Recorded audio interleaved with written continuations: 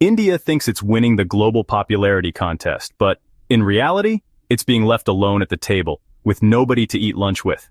From Canada to Sri Lanka, from Russia to Palestine, from all corners of the world, north, south, east, and west, India has managed to alienate friends, frustrate allies, and even anger its neighbors, all while pretending to be the wise, neutral Vishwaguru, or global teacher. But when you peel back the slogans and speeches, the truth is embarrassing. India is more isolated on the world stage than it has been in decades. Can you think of one geopolitical friend that India has?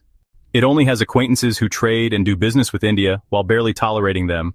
Whereas, for example, many European countries rely and depend on each other, or China as another example, calls Pakistan its Iron Brother, a brilliant title that shows friendship and security ties between the two nations.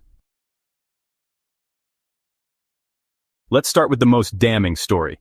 The assassination of Hardeep Singh Nijjar in Canada, a Sikh activist shot dead in Surrey, British Columbia, back in 2023. But it wasn't just another tragic murder. No, this turned into an international scandal when the then Canadian Prime Minister Justin Trudeau publicly accused the Indian government of being behind it. So what followed? Well, diplomatic chaos.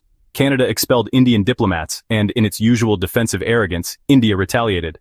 But guess what? Other Western democracies didn't come running to defend India. In fact, most of them remained eerily silent. Why?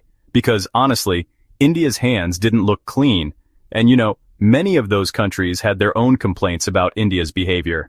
And now, the current Canadian Prime Minister Mark Carney invited Modi to the G7 summit after days of deliberation and speculation. He obviously didn't want to seem too harsh on the global stage by flat-out ignoring India, but, yeah, the message is clear. He hesitated in the first place, and now he is facing backlash from many Canadian MPs for inviting Modi. Let's cross over to the United States. Donald Trump hugged Modi on stage, sure, even if it was very awkward. But behind the slight smiles, he hit India with harsh tariffs, accused them of unfair trade, and even pushed India to buy overpriced American oil and gas after sanctions on Iran and Russia. India's cheaper energy lifelines were imposed. India complied. Then came the fighter jet deals. Billions of dollars for United States weapons India doesn't even need. All while Indian students and workers faced visa crackdowns, deportations, and immigration restrictions. Friendship? More like economic extortion.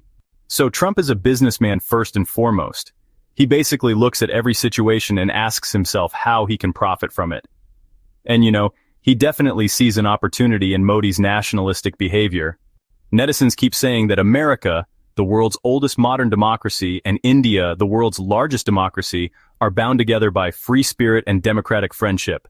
But, what sort of friendship is it, really, when your friend can't even understand the English you're speaking and actually needs a translator to translate English to English? And on top of that, they're forcing you to buy expensive American junk and deporting your people in the thousands, literally chained up as if they were cattle. Oh my God.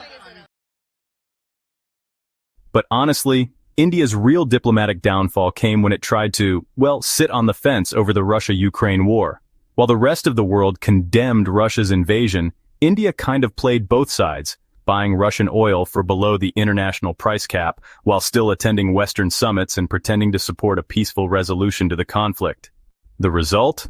Well, Russia began cozying up to China and Pakistan, just ignoring Indian concerns altogether. Meanwhile, the West grew more and more frustrated by India's lack of principles and, honestly, their fake concern for Ukraine. India wanted to benefit from both camps, but instead ended up alienating both. In trying to play everyone, it actually ended up trusted by no one. Now let's talk about Palestine. In a world where public opinion has really shifted towards supporting Palestinians, especially after the brutal Gaza campaign, India has doubled down on its support for Israel.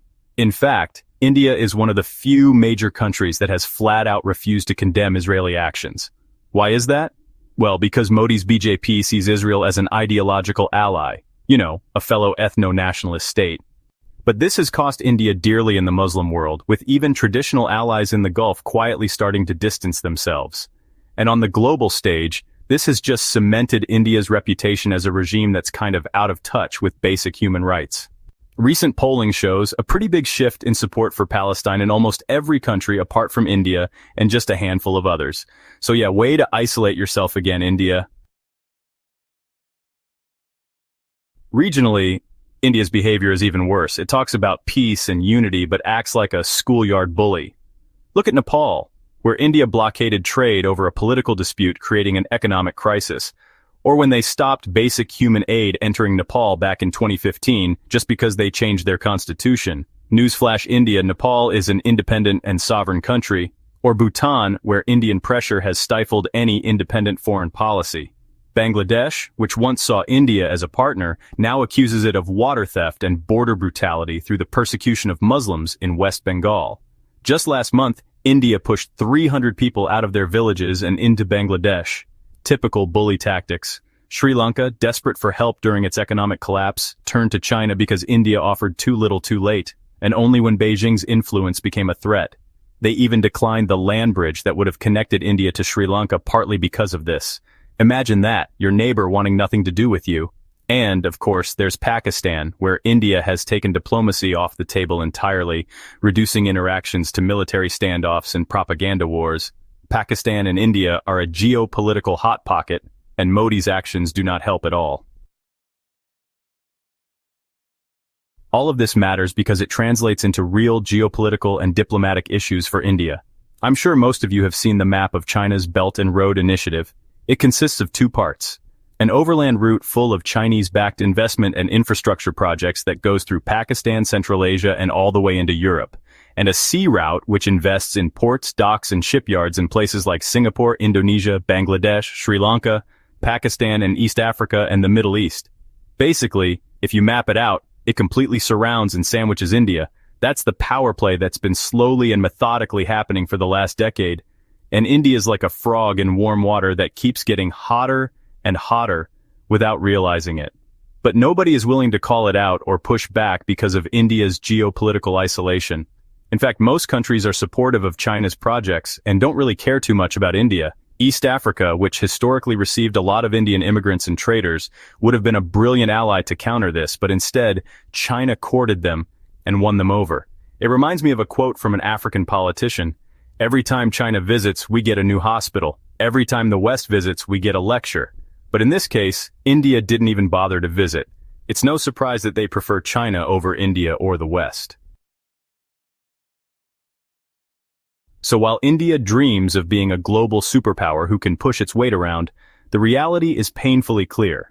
Its foreign policy is erratic, selfish, and short-sighted. It wants to lead the global South, but can't even maintain peace in its own backyard. It wants to be the voice of the oppressed, while supporting the oppressors. It wants to be seen as neutral, but acts like a nationalist megaphone for its own interests. It wants to be seen as principled and wise, yet acts two-faced. What we're witnessing is not a rising power being respected. We're witnessing a country isolating itself, one misstep, one betrayal, one hypocritical stance at a time. If you found this breakdown eye-opening, then smash that subscribe button for more. Thanks for watching.